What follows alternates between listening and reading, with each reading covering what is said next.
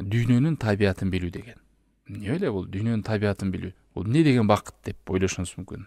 Аль-Балад сүрөсүндө 4-аятында Аллах Таалам айтат: "Лакад халакнал инсана фи кабад." Чындыгында биз адам баласын кыйынчылыкка жараттык деген.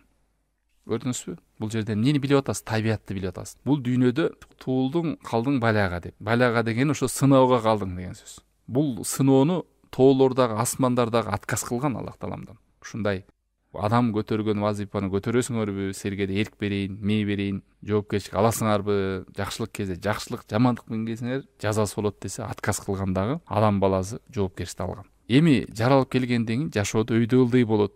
Жашоонун табиятын билүү. Байлык, кедейлик, өйдө, ылдый, жаштык, карылык, токтук. Кыскасы жашоо бир орунга турбайт деген сөз. Аллах Таалам башка бир аятта айтат: "Тилкал аям нудавилуха байнан нас." Адамдардын жашоосунда биз жылдырып турабыз дейт ал күндөрдү. Бүгүн күн жылмайса эртең ыйлайт. Бүгүн төөдө жүрсөң эртең жөө жүрөсүң. Бүгүн кыйын болсоң эртең ылдыйраак түшөсүң. Ошон үчүн көзүңдү май баспасын. Же болбосо бир кыйынчылыкка келсең чөгүп түшүп кетпе. Жашоо стабилдүү сени ойлогондой болбойт. Муну билгенден кийин, эгер адам жашоону стабилдүү болушун керек деп жүрө берсе, качан стабилдүү болгондо анан мен бактылуу болом деген эреже коюлат. Телегейим тегиз болуш керек. Мен ойлогондой болуш керек. Анан ошондо мен бактылуулуктун даамын сезем деп, ошону күтүп жүрүп отуруп өтүп кетет бул дүйнөдөн. Жашоонун табиятын түшүнсөңүз, адам ар бир убакыттын бактылуулукту сездирет.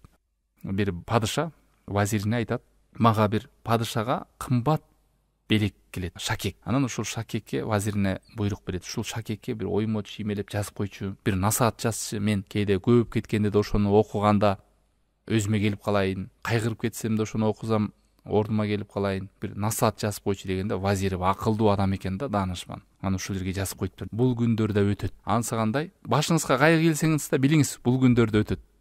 Кутуруп жүрсөң да билиңиз, бул күндөр да өтөт. Күндөр, замандар сени ордуңа коет. Жаш болуп кутурсаң эртең карлык келет.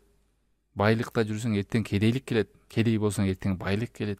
Бир орунда турбайт жашоо. Бунун мааниси эмне? Эгерде табиятты билсеңиз, өйдө ылдыйга кейбирлер бар, намаз окуп жүрүп эле, ай иштерим көбүп кетти, анан ойлорум, пландарым ишке ашпай эле, жашоом кыйналып кеттим, иштерим жакшы болбой, анан жетишпей кеттим, анан намазымды таштап салдым дейт. Бирөөлөр бар, жумуштары жакшы жүрүп кетсе, намаз коюп калат. Качанга чейин? Жумушунан айрылганга чейин. Жумуштан кетип калдыбы, намазын таштап салат. Мечитке сопу болсо, мечитке келет, сопулуктан алып чыкса, мечитке барбай коет. Эмне деген бул? Аллах сактасын. Аллах Таалам айтты: "Адамды биз кыйынчылык үчүн, сыноо үчүн жарат." Буну билгенден кийин намаз окусаң да, окубасаң дагы жашоодо өйдө ылдый болот. Окубасаң өзүңө бале болот. Аллахтын алдына ордуна эч нерсе куржалак барасың.